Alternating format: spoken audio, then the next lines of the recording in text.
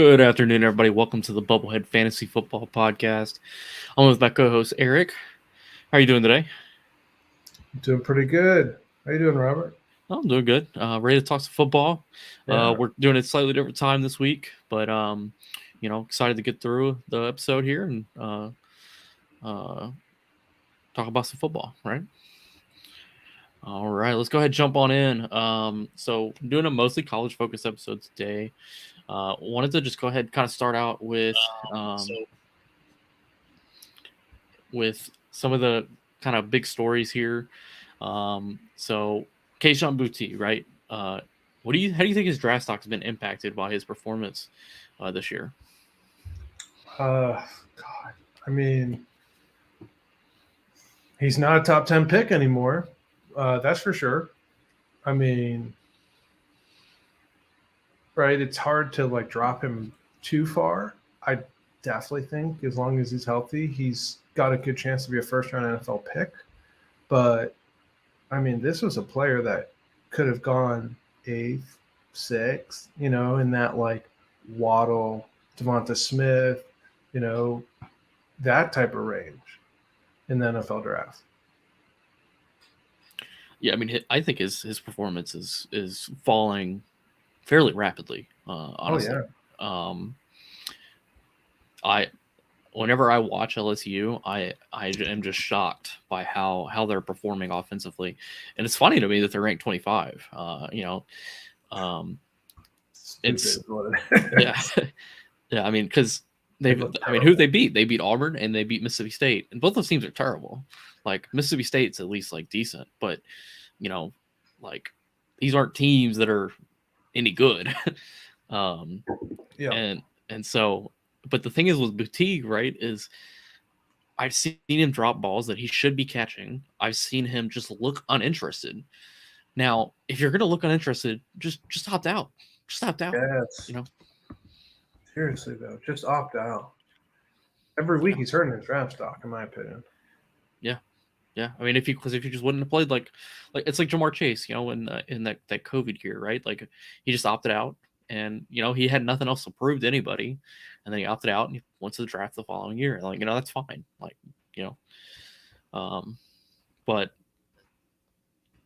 I don't know what else to say about Boutte, right? He's been a super disappointment this year.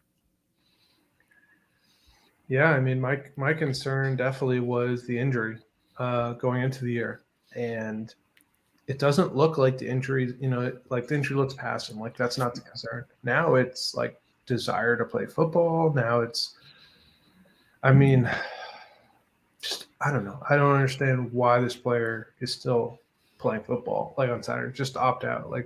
What are they gaining?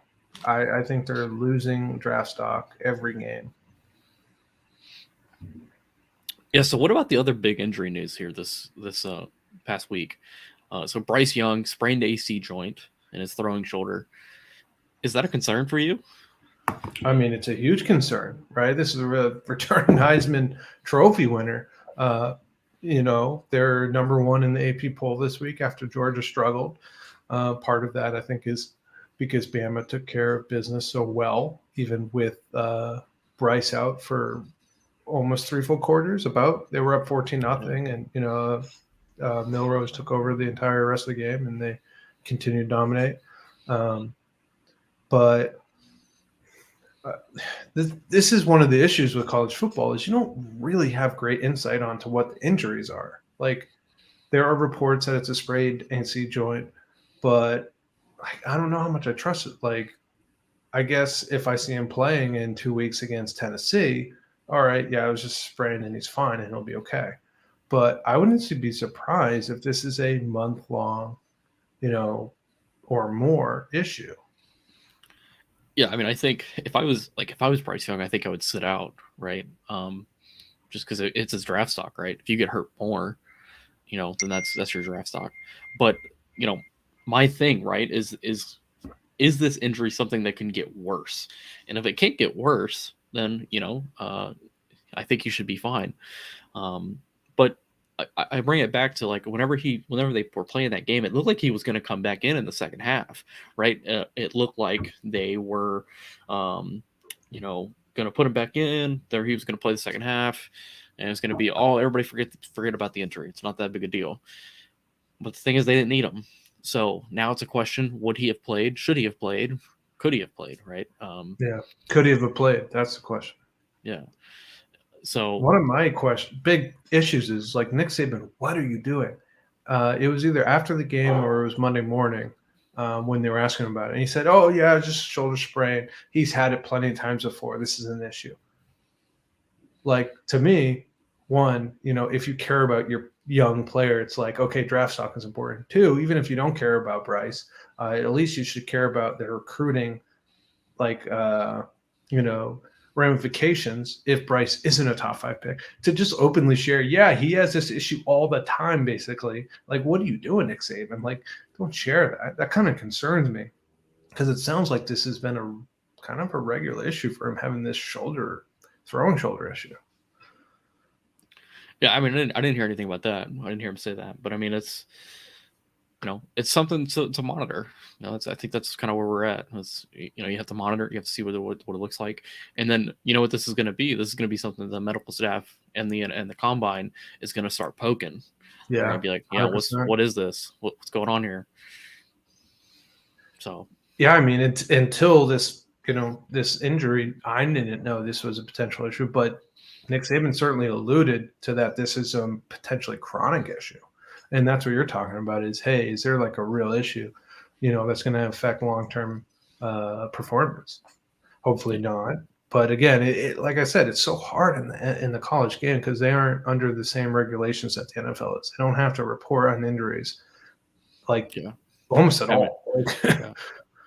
It's quite frustrating to us as analysts most of the time, usually. Yeah. And it's hard for playing C2C too, because you're trying to figure out who's injured when, and if they're out, it's almost impossible. Yeah, I'm looking at this one player that I was talking about a lot this offseason was Braden Bennett, and he was questionable the first week of the season, and he hasn't played a single game since, and now he's just like out now. It's just like, well, what happened? What's wrong?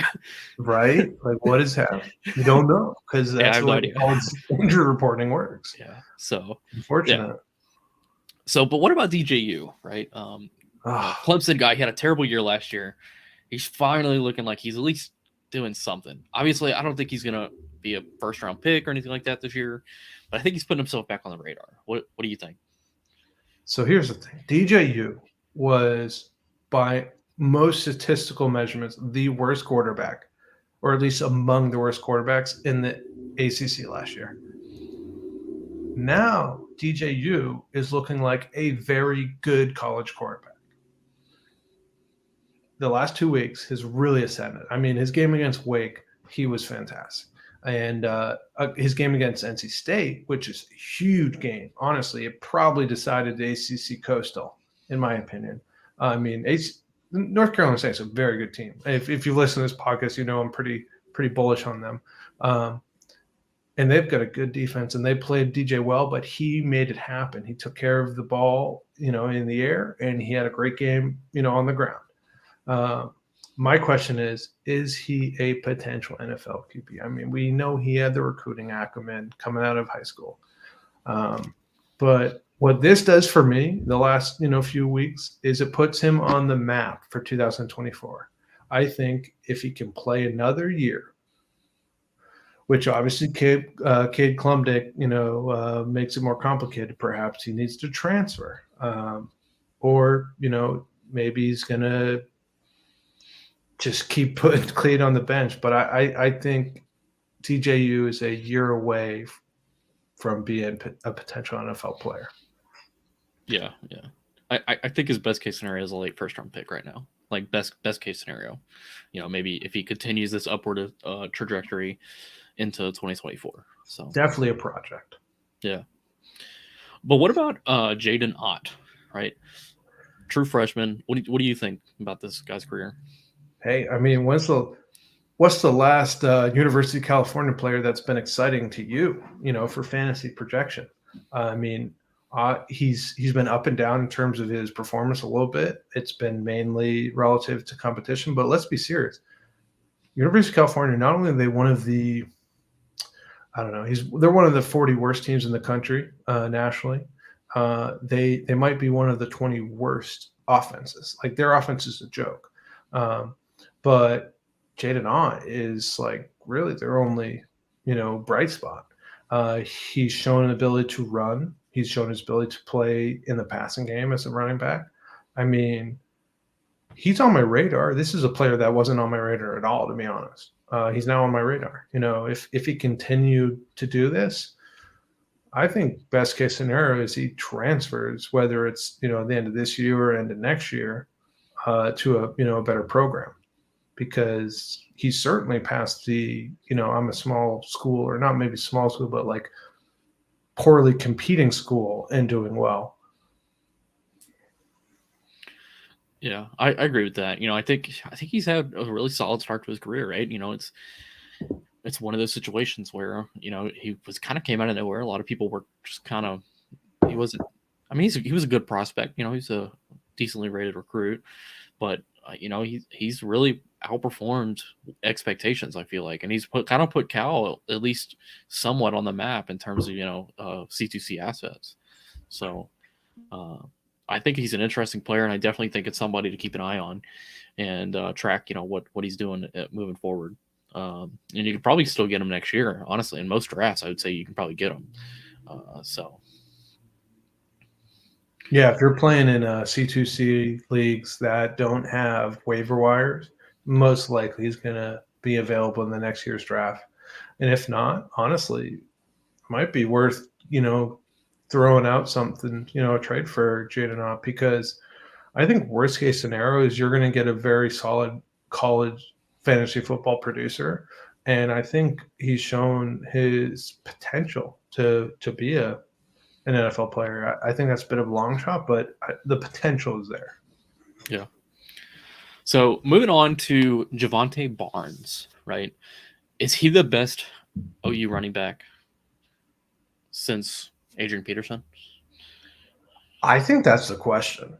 I mean, I was racking my head. I didn't dive deep into season after season. I mean, I think was it 07? Something like that, I think, is when AP came out. I don't know. It's certainly been a long time.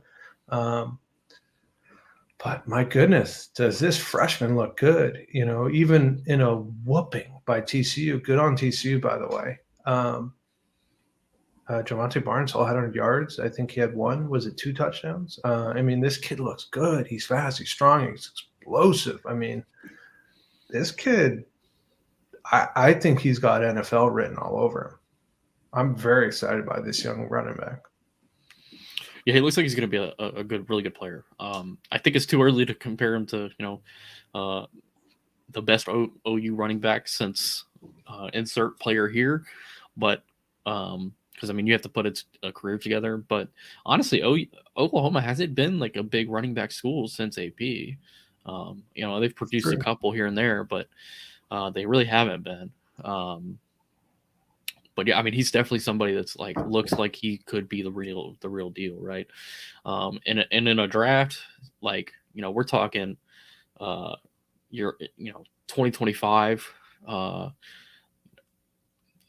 He's a ways away, and he's got a lot that he still has to prove. It's kind of like Travion Henderson, right? Like Travion Henderson, he's had a bit of a disappointment, and so you want to watch for. Comparatively to expectations, I should say, he has not been like a disappointment in terms of the NFL. But what I'm watching for stuff like that with Javonte, I want to make sure that he's continues the upward trend rather than makes continue the downward trend. You know what I mean? Yeah. So what about Jake Bobo? Is he the real deal? Honestly, I think that Jake Bobo fits into the Daniel Bellinger, Greg Dulcich category. So this is an older player. He was at Duke for 4 years. He was a 2021 eligible player, right? 18 was it was his true freshman year. Played at Duke for a number of years. Last year he was great at Duke. He's grad transfer, came over to Gone. UCLA. Thank you. Sorry. I was like, who was I watching Friday night? Yeah, and he's been great with UCLA. And the thing is he's got good size. He's like 6'4", 240. This is a player that came out of high school. He was a wide receiver. You know, he was a tall but skinny wide receiver. And he's put on like 60 pounds or something like that in college, and he shows that athleticism at the tight end position, which is exactly what you want in fantasy.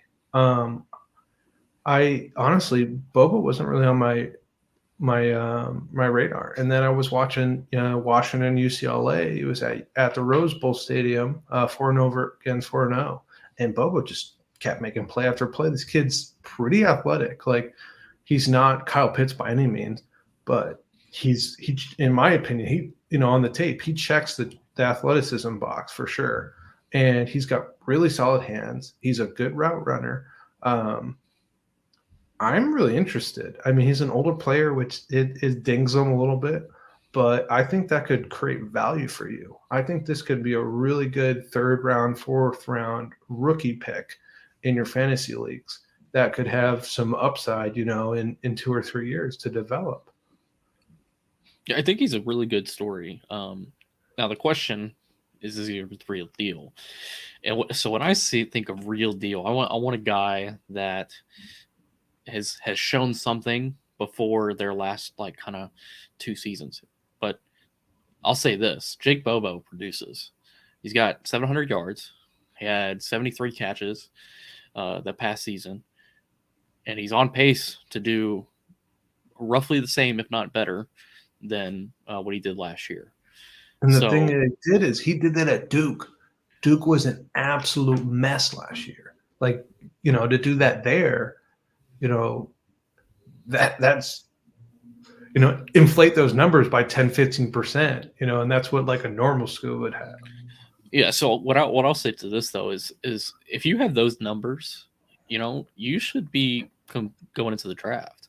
So I'm curious as to what projection he got from the NFL for his draft status, and why he didn't go into the draft. Maybe it was maybe he wasn't going to get drafted last year. Probably not. And that's something that gives me pause. I think he still has the potential to be the real deal though, because guess what? Go to the Senior Bowl. You know what you can do in the Senior Bowl? Explode your draft status. Yeah. So give him time at the Senior Bowl, and then he'll be a real deal for me.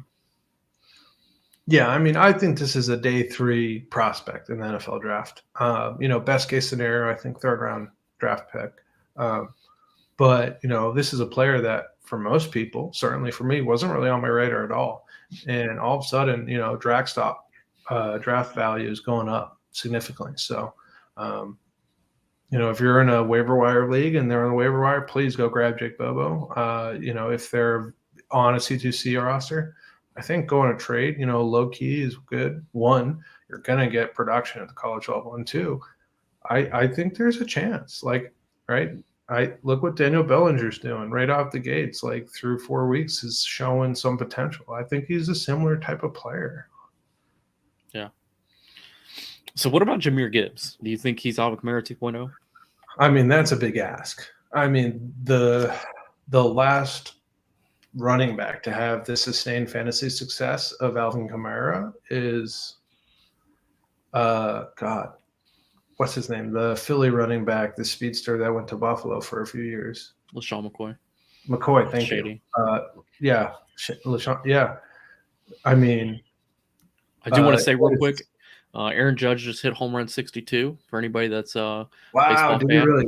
Hey, 62. Not a huge baseball fan, but good for Aaron Judge. That's awesome. Good for him. That's the AL home run, single season home run record. Many people will call it the clean home run record. So you can argue that he's now the single season home run champ. So good for Aaron Judge. That's really cool. One of the better sports stories of the year, in my opinion. Yeah. But yeah, go on with Jahmyr Gibbs. Yeah, I mean, to compare him to Alvin Kamara, obviously is like, hey, this is the absolute ceiling.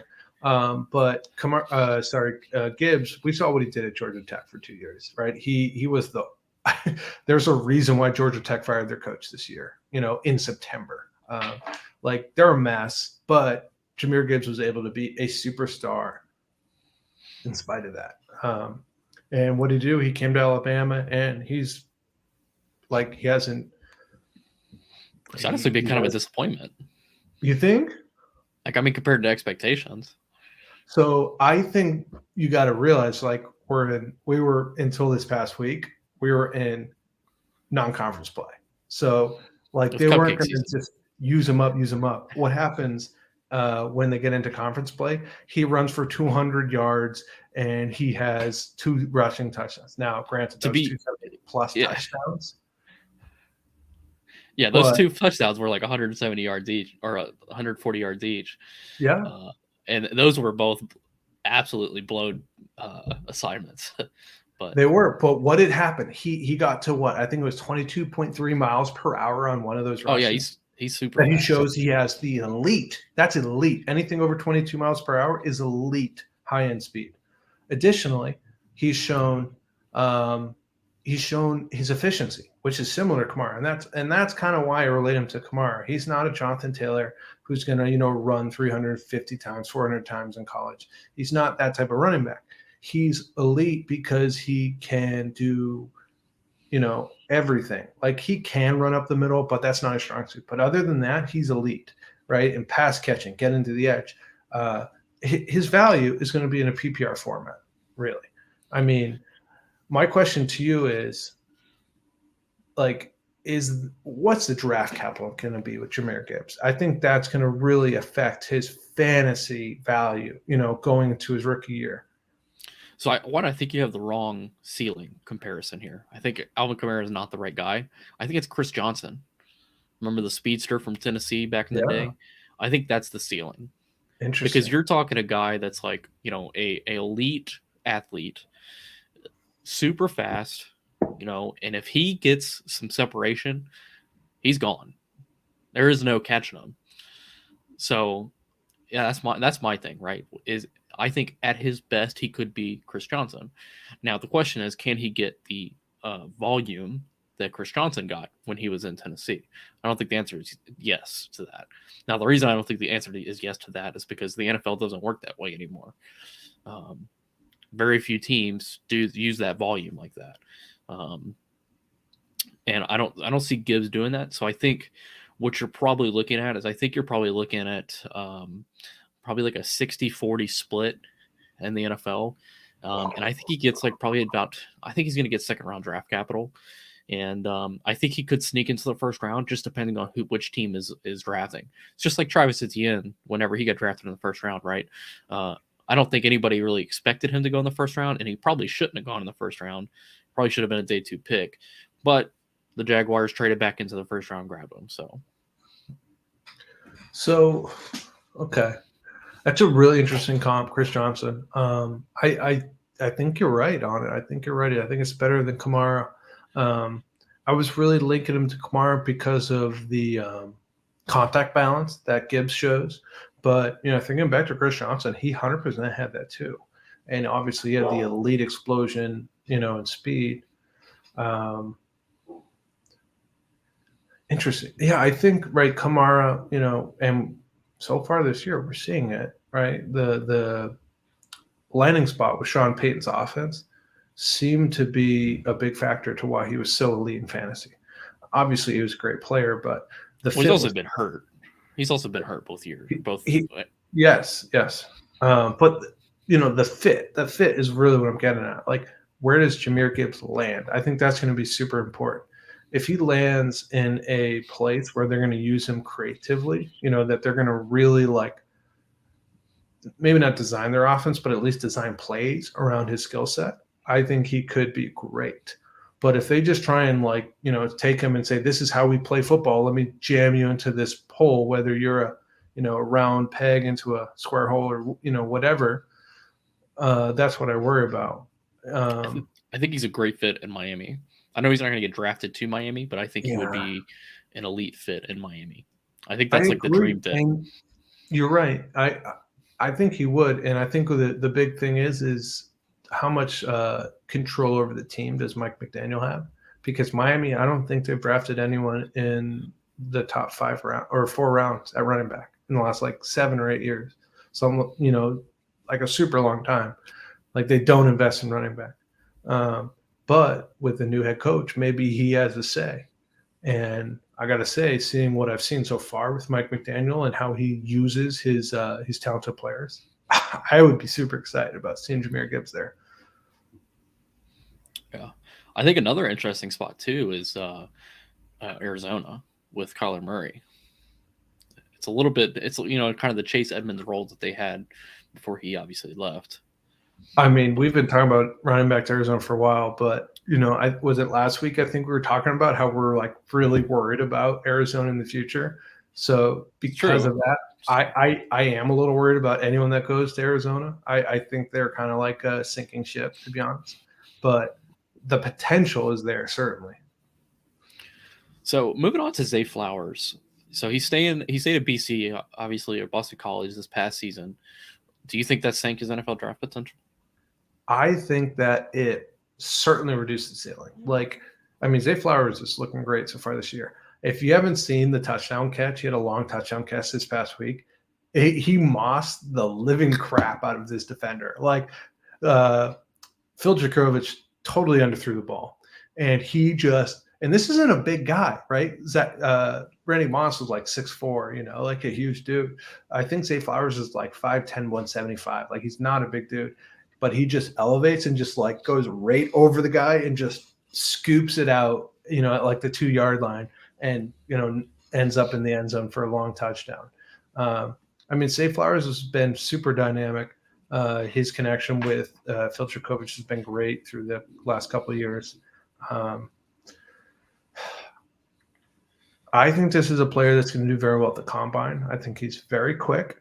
I think he's going to be explosive in the agility and the jumping drills. But I find it hard to imagine that he's going to be anything more than a 3rd-round pick.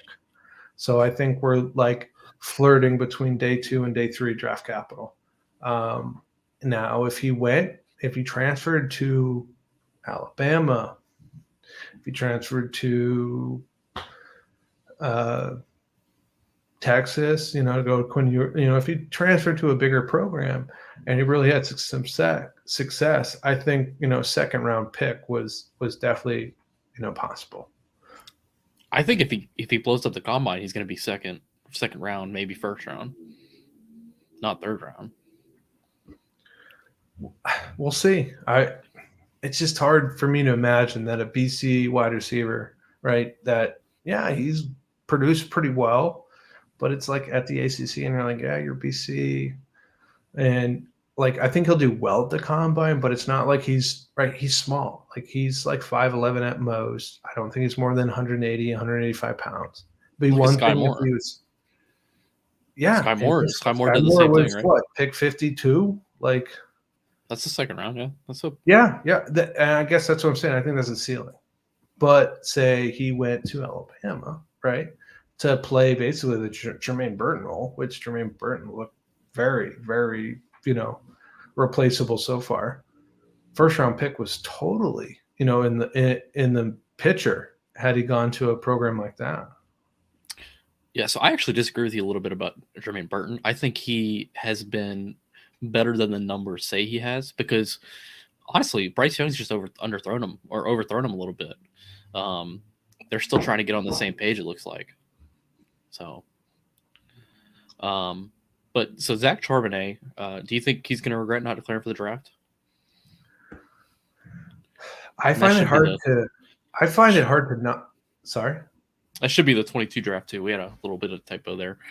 Yep, sorry about that. Yeah, that's declaring for the 23 draft, of course. Right, he was eligible to come out last year in a relatively weaker running back class.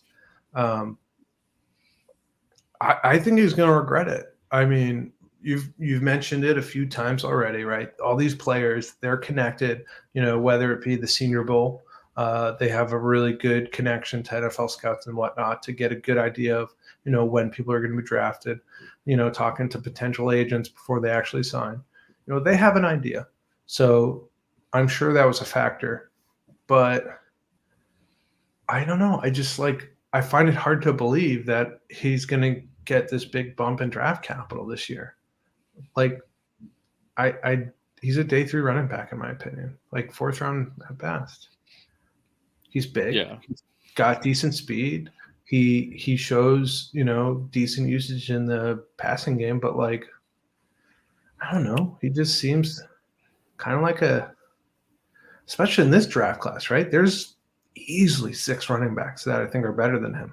And that's the real thing that's hurting him. I think last year he could have been the 4th running back, maybe 3rd running back. Like,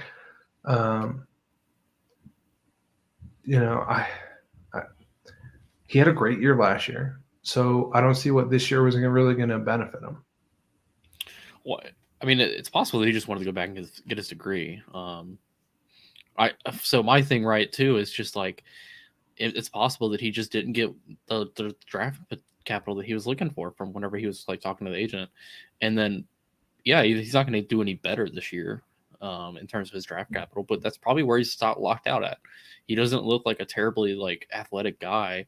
He's just kind of an average athlete from what it looks like. So I think his testing numbers are going to kind of play a factor there as well. If he can outperform what he looks like on tape, and I think he'll get drafted higher than what he expects, for what we expect. Yeah, I see Charbonnet as a 3rd round running back that needs a good landing spot to get into the 2nd round. And I'm talking rookie draft picks in your dynasty leagues. Yeah. I'm not a big fan, but we'll see what he does. Reminds me of Damian Pierce a little bit. Yeah, and the thing is too is you want to see him at the Senior Bowl. That's like, and guess what? Pierce had a fantastic Senior Bowl, and obviously Pierce, right? The last couple of weeks he's looked great, but then again, guess what? Houston was the perfect landing spot for him, right? And that's kind of my point: is he needs a great landing spot for me to be even using a top 20 pick in rookie drafts on him. Yeah. So moving on to the NFL. Which quarterback debut are you more excited for, Wilson or Pickett? So honestly, I'm more excited for Pickett. And that has more to do with the weapons that they're throwing to than the player themselves. I think Wilson is more likely to be a better fantasy player, at least in 2022. But we saw it with George Pickens. He immediately became relevant. Like, he was nothing, right? George Pickens was one of the highlights of the preseason with Pickett throwing the ball to him, and then all of a sudden Pickett comes in. He has a 100-yard game. He's shown it with Trubisky these last few weeks, making these crazy, ridiculous catches. But not only that, right? Pickett had a couple of rushing touchdowns. Yes, he had 3 interceptions, right? First game.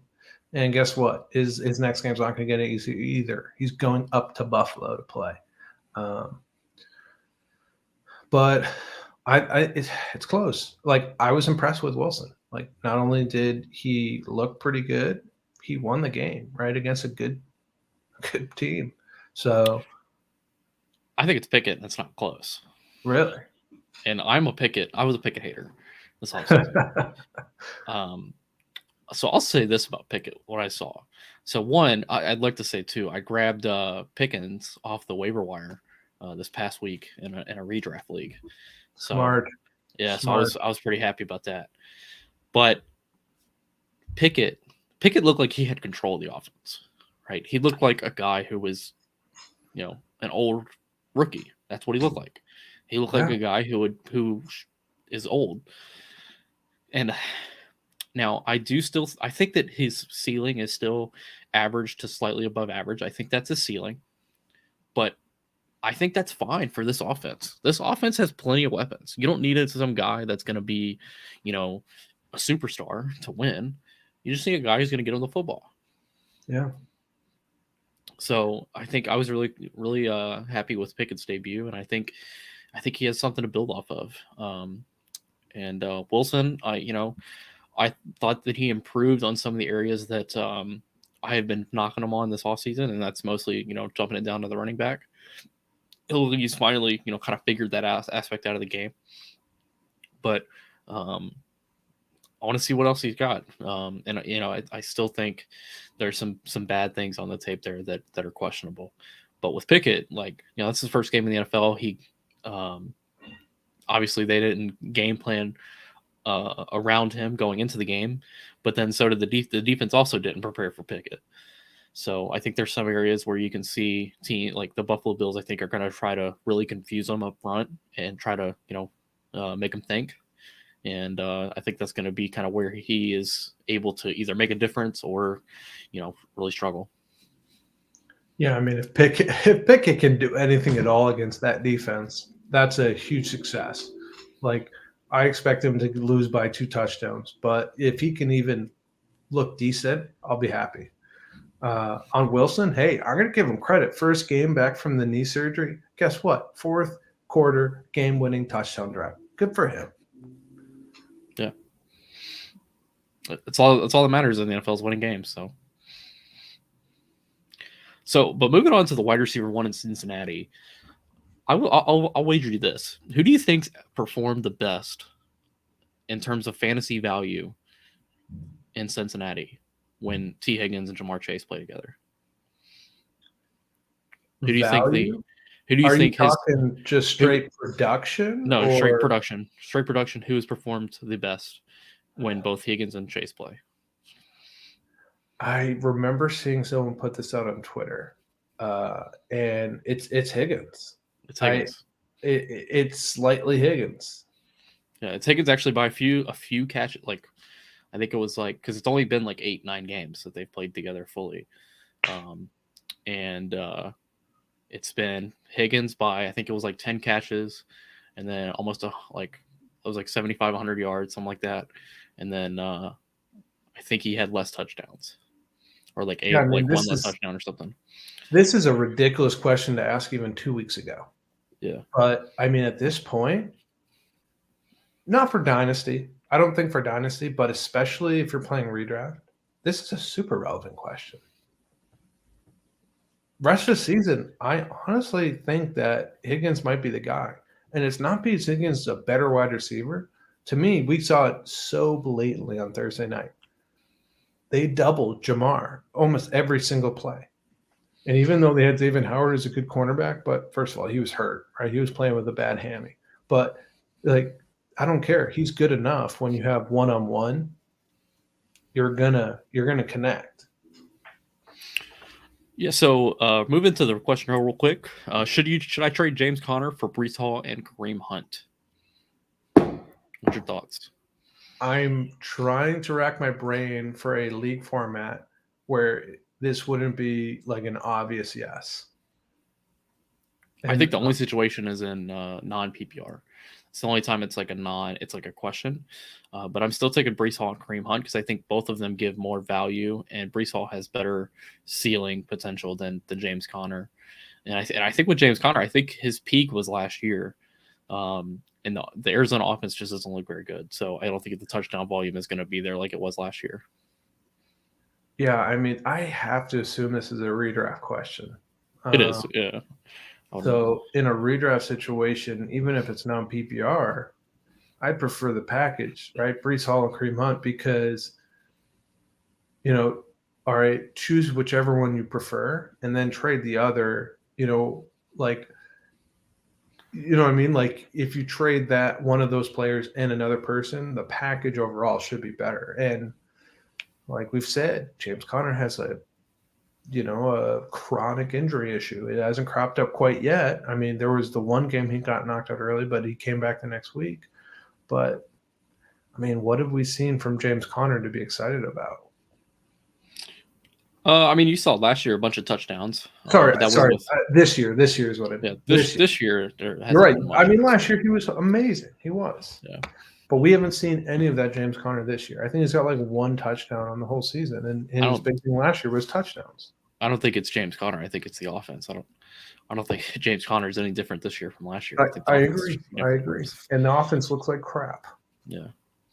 So, but for Higgins and Chase, kind of what I want to say, going back to that, is just Chase is obviously the number one wide receiver in the actual NFL. In the actual NFL, he is the number one receiver. Yeah, if you're a D coordinator, he's obviously one wide receiver one.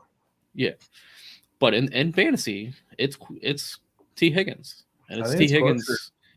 Yeah, it's close, but I think it's T Higgins just because T Higgins is just as good of a it's like 1A 1B, right? Like in terms of actual talent, it's 1A 1B. T Higgins is just as good as Jamar Chase, really.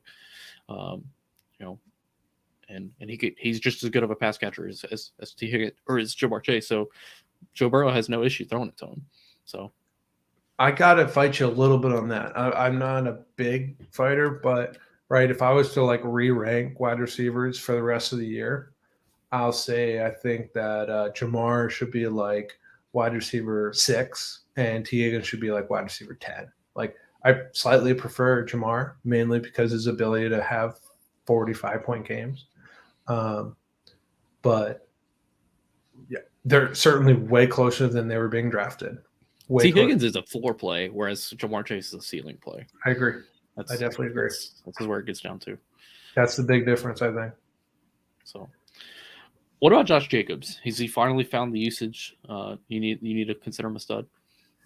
Well, I mean, does everyone remember August preseason? It was, about 7 weeks ago or something like that. And everyone was saying that Josh Chase is going to be traded.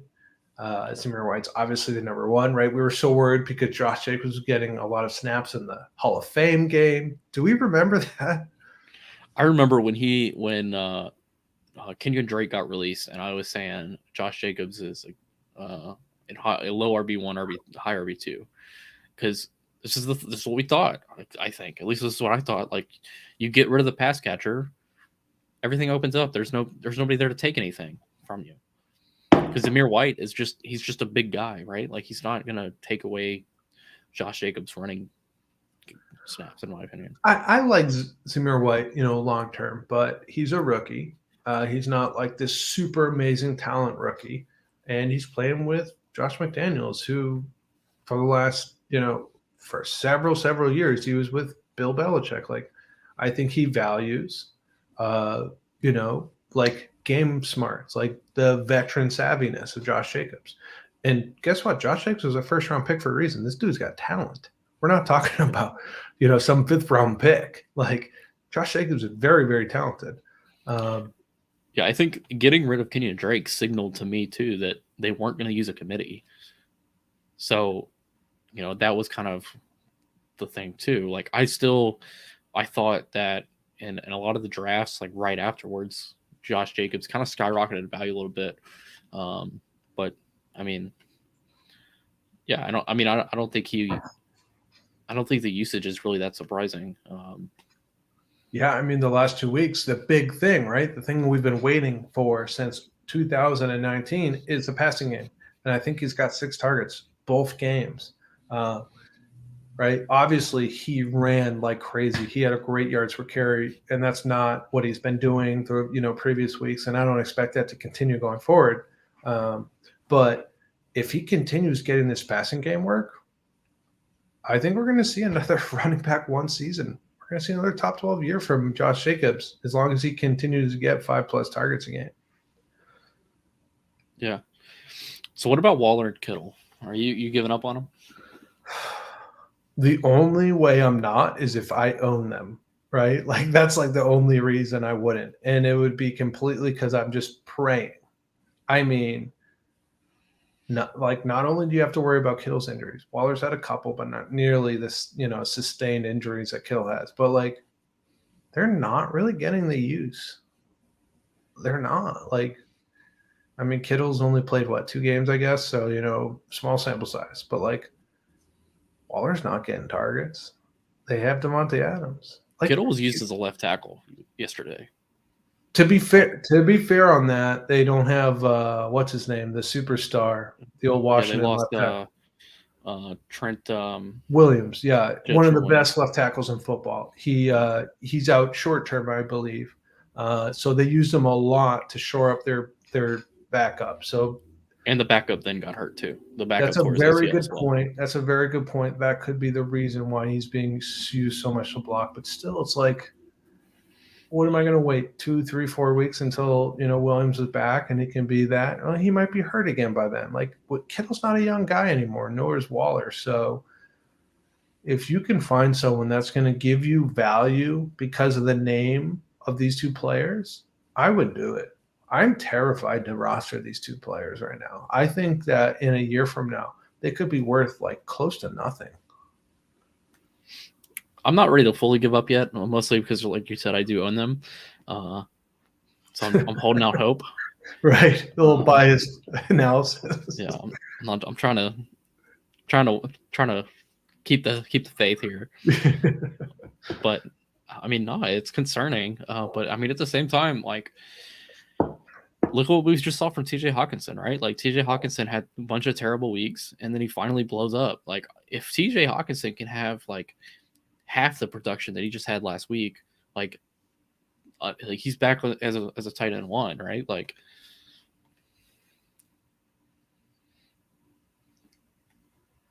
shit, if he can have half of that, week in week out, he's a top tight end, top 3 tight end, if not more, for sure. Yeah. But so, hey, if you need a get right game, and you're an offensive player, go ahead and play Seattle or Detroit for that matter. Yeah. So I mean, I think Kittle, it's at least a little bit. It's not time yet for me to fully on panic because he's had a decently tough schedule, and then Trent Williams has also been out. So kind of holding the panic there. Who do you want more, right? If I'm in a dynasty league, and I have Waller, you have Kittle, and I offer you, Kittle straight up for Waller, are you accepting? Yeah, I'll probably accept it. You'd prefer Kittle? Okay. I prefer Kittle over Waller, just because it looks like Adams has kind of taken over that role, and I don't think the Raiders aren't very good. Honestly, McDaniels kind of looks like a bad hire at this point. Here's the thing: Hunter Renfro's been out since week 1, anyways. Like, yeah, target competition isn't even as bad as it's going to be. So I'm worried. I'm going to give McDaniels a little pass. It's only 4 games, right? Give the guy a break. They've had a lot of issues in that franchise, and they've had a lot of issues, not only like on the field, but like draft wise. They have something crazy like 5 of their last 5. They have, I think, 5 first-round picks in the last 3 years, and not a single one of them is on their team right now. Like, he didn't exactly inherit this like amazing roster.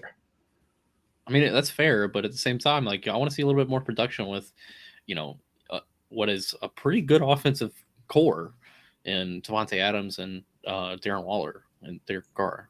Don't get me wrong. Don't get me wrong. By the end of the year, right? If they're still sucking, I'm not going to make excuses. But 4 games in, right? They got the win. They needed that. They needed that win this week. So. And they should have beaten Arizona, right? If they were 2-2 right now, I don't think a lot of people would be, crapping on McDaniels, right? They should have beaten them. They just had this epic collapse in the second quarter or second half. So which is on the coach. Which is on the coach. Yeah. I mean, no, you're not wrong, but like at the same time, it's like when you just inherit it, like how much are you gonna? You got to give them some leeway, right? Yeah. So let's move on to what we're looking forward to. So I want to start with Kansas. College game day, baby. Yeah, Kansas is probably the biggest surprise of college football, and I think it's going to get blown up in their face today in TCU. Really? I think TCU is a really good football team. I don't think that Kansas has the ability to slow them down. So honestly, I think TCU has a good chance to make the Big 12 championship. I say that, but I guess just for fun, I'm going to offer a show bet. This is only second show bet of the season. I think Kansas will win at College Game Day this coming Saturday. I mean, to be fair, it is in Kansas, so it's a home game. Yeah. First time College Game Day has ever come to Lawrence, Kansas, by the way. I believe there's only 7 teams in the entire FBS out of 131 teams that they haven't gone to. And Kansas, they just got knocked off the list.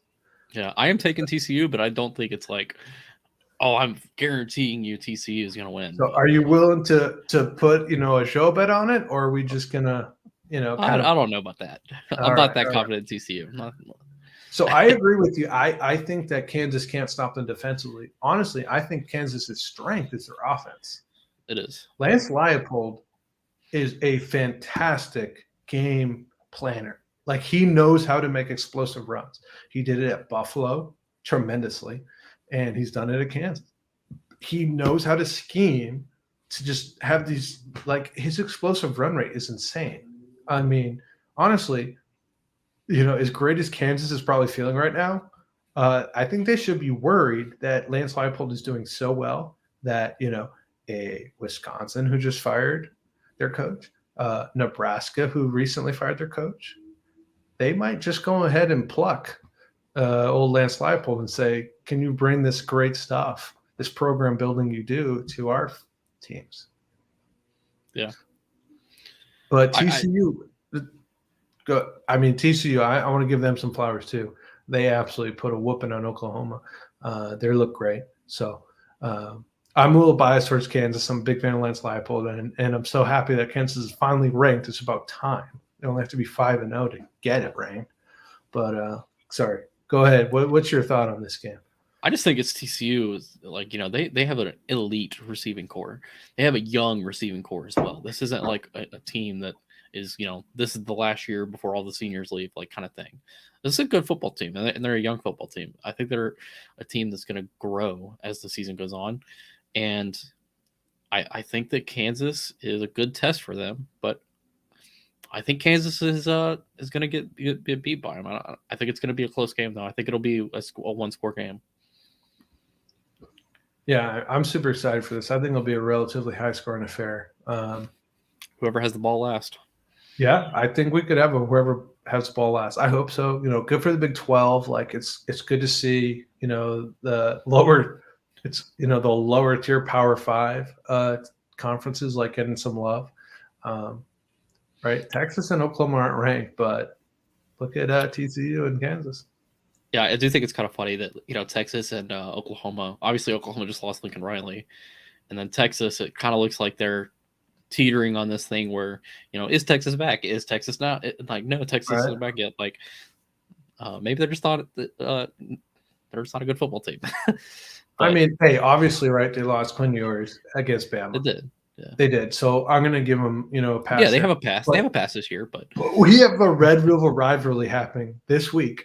And Quinn Ewers is potentially going to play in it, but College Game Day is going to Lawrence, Kansas. It's like, because nobody cares about you what you need to know about Big 12 football. Yeah, Oklahoma's basically, Lincoln Riley left, and Oklahoma's not very good, right? So yeah, I think they're going to take a little bit to turn it around.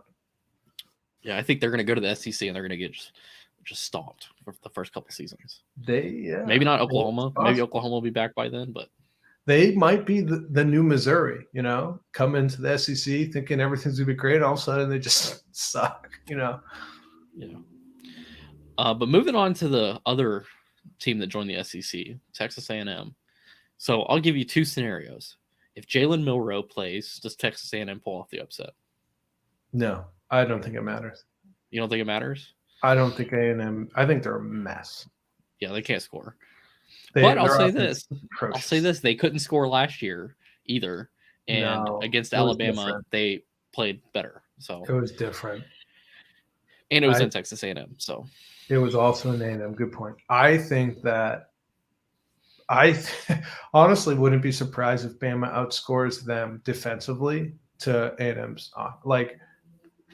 If they slow down the offense, I think we're looking at a 20 to 10 football game. A&M's a mess. They're not good. Appalachian State came into College Station and beat A&M. Are you telling me that Bama, who just went to Fayetteville and rocked a very good Arkansas team, you're telling me they can't beat A&M? I don't believe it. Yeah, I got Alabama winning, and I think it's going to be pretty comfortable. I think they should be favored by 2 touchdowns. I will say though that Jalen Milroe, I think he's kind of one-dimensional. He looks like early stages Jalen Hurts. Very early. Yeah, yeah. The true freshman year, saw a true sophomore year of Jalen Hurts before he went to Lincoln Riley and kind of like develop some of the throwing habits and mechanics that Lincoln Riley worked on with him. Um, and that's kind of what Jalen Mulder looks like to me. But this dude's an absolute tank. Like he looks like he's going to be just like a Jalen Hurts type of player whenever he gets the chance to start. So.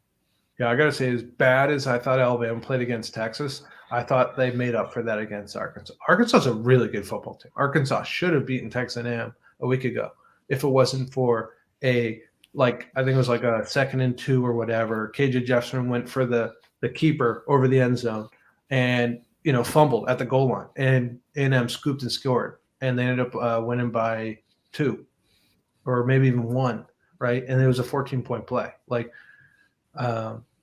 And they came into Fayetteville and obliterated them. So I was very impressed with Bama. They're back to the AP poll #1 spot. I think that's appropriate considering Georgia barely escaped Missouri. We'll see. We'll see. The big question is Bryce Young, right? That's the big question. Is he out for a week? Is he out for a month? Is he out for 3? I think they'll save him for Tennessee. I would. I certainly would. Yeah. I believe they can beat him without, beat A&M without him. So why play him? Yeah. All right. Do you have anything else you want to talk about today? No, that's it. I mean, hey, we're 4 weeks into the NFL season. We're 5 weeks into the college football season. The only thing I want to say is, hey, it's time to evaluate your rosters. Are you 1-3 in the in the NFL? Are you 0-4? If you're not, number 1, 2, or 3 in total points, it's time to reset and play. In your dynasty league, it's time to play for the next year. If you're in a redraft league, it's time to get extremely aggressive with your trades and your waiver wires to change things up. It's that point of the year. Yeah, and I think it's been a weird year in fantasy this year so far. Like tight ends have been pretty bad, and running backs have been pretty bad. So I think it's definitely time to reevaluate, see what you can get in the waiver, or see what you can get out there.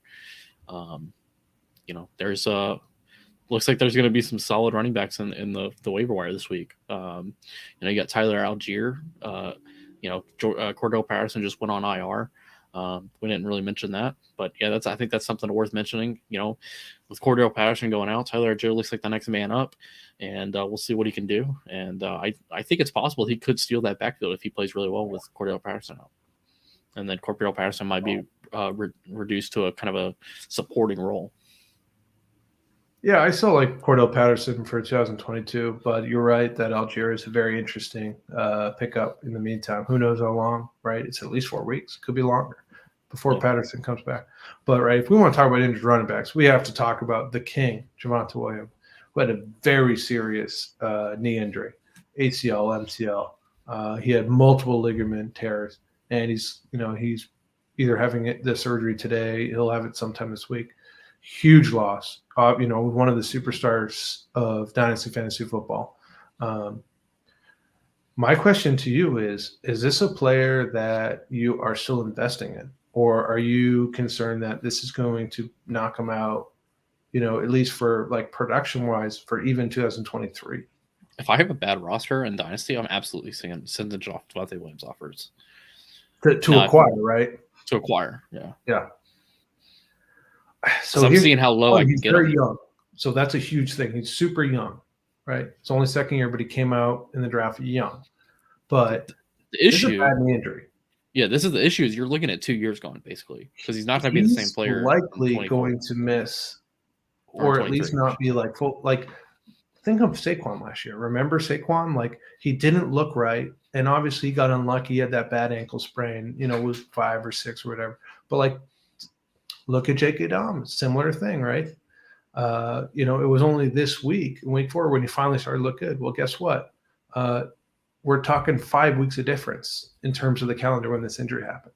So, 5 weeks forward, we're looking at week 8. So, honestly, if you're planning on Javonte Williams to be part of your fantasy lineups, I wouldn't plan on it till, 2023 or 2024, yeah. Really to the playoffs of next year. if not, like you say, to 24.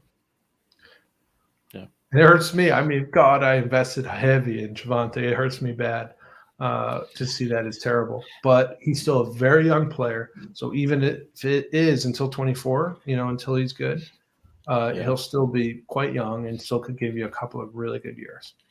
Yeah, so we've had a little bit of a joke between us the last couple of years in fantasy.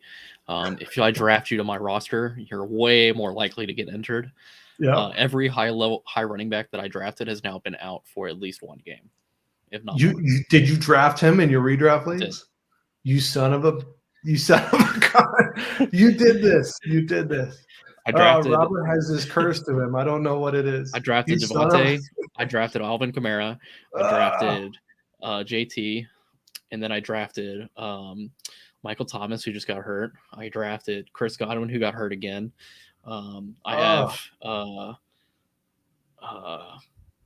else just got hurt recently? I can't think of anybody else. But yeah, I have like 5-6 people that are just completely out. Like it's just like, oh great, I don't have a bench anymore. Son of a gun. So that hurts. Yeah, it was your fault, right? So what we need to do is we need to have you post all your rosters so everyone knows I gotta stay away from this player, stay away from that one. It's cursed, man. I'm telling you. It's even my college roster too. We're obviously in the same C2C league.